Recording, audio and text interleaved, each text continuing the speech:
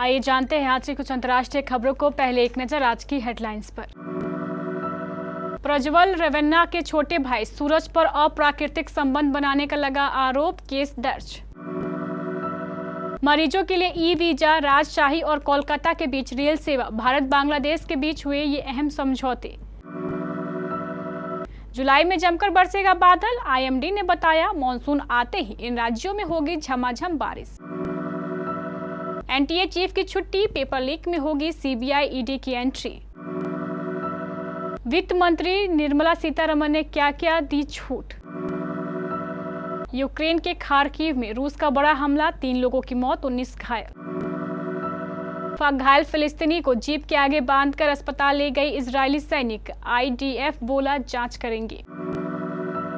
Debut से खुश नहीं आमिर खान की बेटी जुनैद खान, बोले बहुत कुछ सुधारना होगा।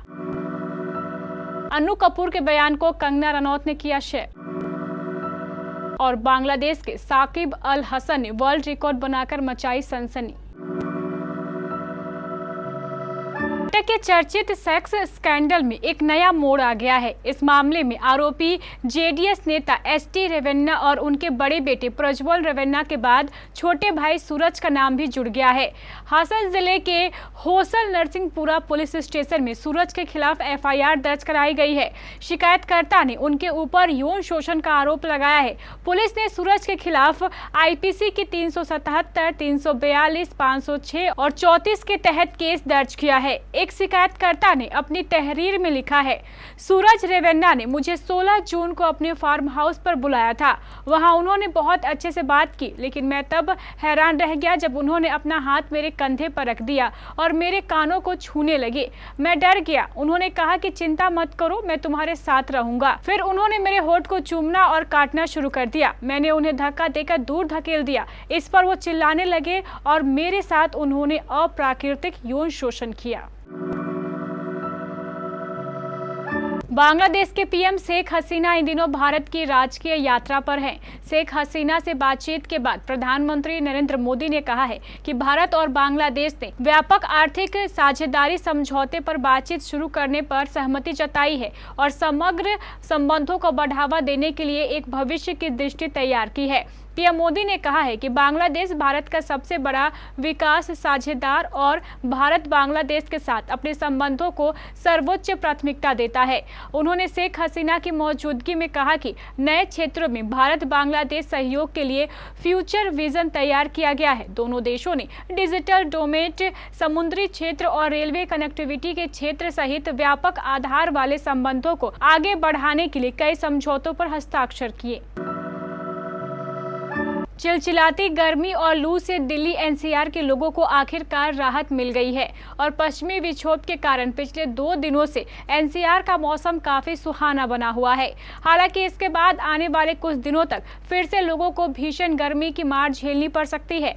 लेकिन 28 से 30 जून तक दिल्ली में पहुंच रहे मानसून के बाद स्थिति बदल जाएगी और मौसम विभाग ने पूर्वानुमान में कहा है कि 3 जुलाई तक मानसून पूरे देश में फिर से बढ़ने लग जाएगा और उत्तर पश्चिम भारत में बरसने लगेगा। इसमें दिल्ली से लेकर हरियाणा और पंजाब तक शामिल है। बता दें कि 11 जून के बाद मानसून की रफ्तार धीमी हो गई थी और इसके बाद गुरुवार तक यह भारत के कुछ हिस्सों में ही थोड़ा आगे बढ़ा था। अगले 3 से 4 दिनों में मानसून गुजरात, महाराष्ट्र, मध्य प्रदेश, उड़ीसा, गंगा के तटीय पश्चिम बंगाल के कुछ हिस्सों, उप हिमालय पश्चिमी बंगाल के बचे हुए हिस्सों, झारखंड के कुछ हिस्सों, बिहार के कुछ हिस्सों और पूर्वी उत्तर प्रदेश के हिस्सों में आगे बढ़ेगा।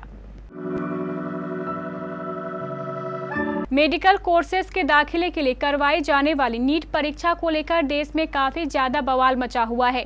रिजल्ट सामने आने के बाद से ही पेपर लीक की बात हो रही है। छात्रों की मांग है कि परीक्षा को कैंसिल करके दोबारा से एग्जाम कराया जाए। इस बीच सरकार ने कई परीक्षाओं को रद्द कर दिया है। पेपर लीक के आरोप के चलते सरकार भी सवालों के घेरे में है। ऐसे में नीट विवाद पर अब तक 10 बड़े कदम उठाए गए हैं। नीट पेपर लीक को लेकर हो रहे विवाद के बीच सरकार ने नीट पीजी एंट्रेंस एग्जाम को पोस्टपोन यानी स्थगित कर दिया है। नीट पीजी एग्जाम रविवार को होने वाला था। केंद्रीय स्वास्थ्य मंत्रालय ने एहतियाती उपाय के तौर पर एग्जाम से एक रात पहले नीट पीजी एग्जाम को पोस्टपोन कर दिया। केंद्रीय वित्त मंत्री निर्मला सीतारमण की अध्यक्षता में शनिवार को हुई जीएसटी काउंसिल में कई सिफारिशें आई। इसमें सबसे बड़ी सिफारिश जो है वह यह है कि भारत रेलवे की ओर से आम लोगों को दी जाने वाली सेवाओं को जीएसटी के दायरे से बाहर रखा जाए। इसमें प्लेटफॉर्म टिकटों की बिक्री, रिटायरिंग रूम और वेटिंग रूम की सुविधा, बैटरी चालित कार जैसी सेवा शामिल है। इसके अलावा इंट्रा रेलवे सप्लाई को भी जीएसटी से छूट दी जा रही है। जाहिर है कि इससे ये सेवाएं सस्ती होंगी। मीटिंग के बाद निर्मला सीतारमण ने प्रेस कॉन्फ्रेंस में कहा, मीटिंग में व्यापार को आसान बनाना और करदाताओं को राहत देने के लिए कई फैसले लिए गए हैं। इससे व्यापारियों को, एमएसएमईएस और करदाताओं को लाभ होगा। वित्त मंत्री ने कहा है कि काउंसिल ने जीएसटी एक्ट के सेक्शन 73 के तहत जारी किए गए डिमांड नोटिसों पर ब्याज और जुर्माना माफ करने की सिफारिश की है, जिसमें धोखाधड़ी या गलत बयानी से जुड़े मामले शामिल नहीं हैं। रूस ने शनिवार को एक बार फिर यूक्रेन के उत्तर पूर्वी शहर खार्किव में एक आवासीय इमारत पर बमबारी की, जिसमें 3 लोगों की मौत हो गई और लगभग 19 घायल हो गए। हमले में रिहायशी इमारत को निशाना बनाया गया। जानकारी के अनुसार हमले के लिए गाइडेन बम का उपयोग किया गया। यूक्रेन के राष्ट्रपति वोलोदिमीर जेलेंस्की ने एक अपार्टमेंट ब्लॉक के टूटे हुए हिस्से और बाहर एक गड्ढे की फुटेज पोस्ट की। यूक्रेन के दूसरे सबसे बड़े शहर पर हमले के बाद उन्होंने टेलीग्राम पर लिखा, रूसी आतंकवादियों ने खार्किव पर फिर से लक्षित बमों से हमला किया है। उन्होंने 3 लोगों के मारे जाने की घोषणा की, जबकि बचाव दल अभी भी मलबा हटा रहे हैं। इजरायली सेना ने शनिवार को वेस्ट बैंक के जेनिन में रेड डाली। इस दौरान आईडीएफ द्वारा एक घायल फिलिस्तीनी व्यक्ति को मिलिट्री जीप के बोनेट पर बैठाकर ले जाने का वीडियो सोशल मीडिया पर वायरल हो रहा है। इजरायली सेना ने घटना का वीडियो इंटरनेट पर वायरल होने के बाद इसकी पुष्टि की है।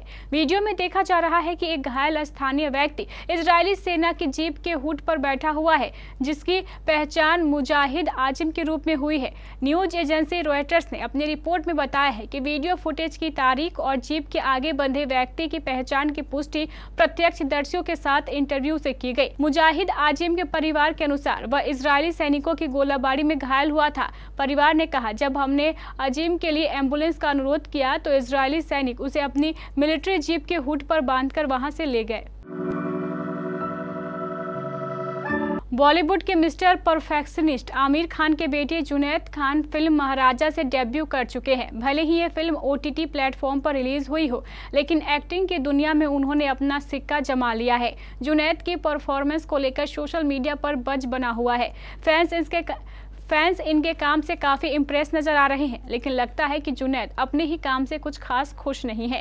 हालांकि जुनैद फैंस का शुक्रिया अदा करते रहते हैं। जितना प्यार उन्हें डेब्यू पर मिला है, उनके लिए वो काफ़ी अभिभूत है। हाल ही में एक इंटरव्यू में जुनैद ने कहा, मेरे पास शब्द नहीं है इस बात को बयां करने के लिए कि मैं दर्शकों द्वारा दिए गए प्यार पाकर कितना खुश हूँ। मैं इस समय क्या महसूस कर पा रहा हूँ, मेरे पास शब्द नहीं है कि मैं उन्हें बयां कर सकूँ। मेरे लिए फिल्म की जर्नी काफ़ी लंबी और वाइल्ड रही है। मैंने बहुत मेहनत की है, काफ़ी वजन घटाया है, पर जो होता है अच्छे के लिए होता है। अंत में सब ठीक हो जाता है।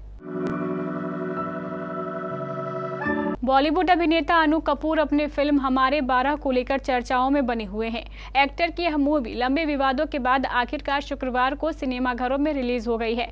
फिल्म रिलीज से पहले इसके लिए एक प्रेस कॉन्फ्रेंस रखी गई थी, जिसमें वहां मौजूद लोगों ने मूवी की कास्ट से कई सवाल किए। इस दौरान अनु से कंगना रनौत के थप्पड़ कांड को लेकर भी सवाल किया गया, लेकिन इसके जवाब में उन्होंने कुछ ऐसा कह दिया जिसे सुनकर कोई भी हैरान रह गया। अब इस पर सांसद कंगना ने भी अपना जवाब दिया है। एक्ट्रेस ने अपने सोशल मीडिया हैंडल इंस्टाग्राम की स्टोरी पर अनु कपूर का प्रेस कॉन्फ्रेंस वाला वीडियो शेयर किया है। इसमें सुना जा सकता है कि जब एक्टर से पूछा गया कि कंगना को थप्पड़ मारा गया है तो सोसाइटी का एक सेक्शन उन्हें सेलिब्रेट कर रहा है। इस पर अनु कपूर ने क्या कहा, चलिए आपको सुनाते हैं।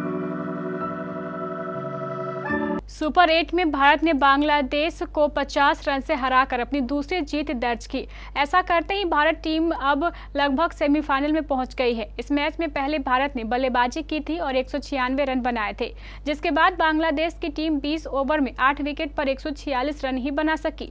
भारत की ओर से बल्लेबाजी में हार्दिक पांड्या ने अर्धशतकीय पारी खेली और वहीं गेंदबाजी में कुलदीप ने 3 विकेट लिए। हार्दिक को उनकी शानदार 27 गेंद पर 50 रन की पारी के लिए प्लेयर ऑफ द मैच के खिताब से नवाजा गया। बता दें कि भले ही बांग्लादेश की टीम मैच हार गई, लेकिन ऑलराउंडर साकिब अल हसन ने एक वर्ल्ड रिकॉर्ड अपने नाम कर लिया। साकिब अल हसन अब T20 वर्ल्ड कप के इतिहास में 50 विकेट लेने वाले इकलौते गेंदबाज बन गए हैं। अब साकिब T20 वर्ल्ड कप में सबसे ज्यादा विकेट लेने वाले गेंदबाज बन गए हैं। साकिब ने मैच में रोहित शर्मा को आउट कर इस वर्ल्ड रिकॉर्ड को अपने नाम किया।